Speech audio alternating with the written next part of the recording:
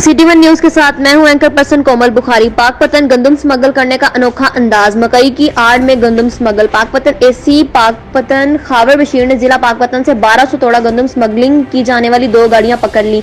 सहाफी वसीम सियाल की निशानदही पर एसी पाकपतन खावर बशीर ने कार्रवाई करते हुए उस्मान नदीम कमीशन शॉप का 1200 तोड़ा गंदम पकड़ लिया। उस्मान नदीम कमीशन शॉप का मालिक गुज़िश्ता एक हफ्ते से पास्को अफसरान की मिली भगत से करोड़ों रुपए की गंदम सिंधु फीड मिल खारियां को स्मगल कर चुका है। जराए एसी पाकपतन खावर बशीर ने मीडिया से गुफ्तगू करते हुए कहा कि गंदम स्मगल करने वाले के खिलाफ सख्त से सख्त कार्रवाई अमल में लाई जाएगी और अगर पास्को का कोई मुलाजिम गंदम स्मगल करने में मुलव्विस हुआ तो उसको भी कानून के कटहरे में लाया जाएगा। गंदम स्मगल करने वाली ट्रक नंबर SLB 5090 और TKA 012 गंदम समेत ट्रक थाना फरीद नगर पुलिस के हवाले।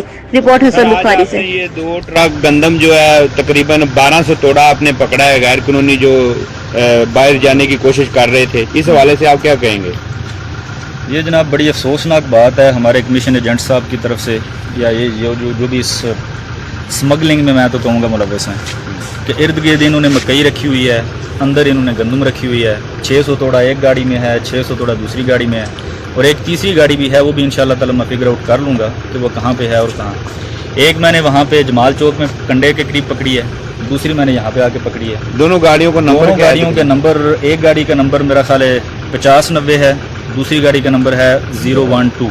ठीक है, वो जो 012 है वो तो जा रही थी खारियाँ, ये गाड़ी कहाँ जा रही थी अभी नहीं था पता, लेकिन इनके डॉक्यूमेंट्स वगैरह हमने ले लिए हैं और इंशाल्लाह ताला इन पे जो कमीशन एजेंट्स हैं उन पे और जो भी लोग इसमें मुलव्वस हैं उन पे हम इंशाल्लाह कानून के मुताबिक। अच्छा सर इसमें महकमे के भी कुछ लोग मुलव्वस हैं, जिसमें खास तौर पे भंडारा साहब हैं पास्को के।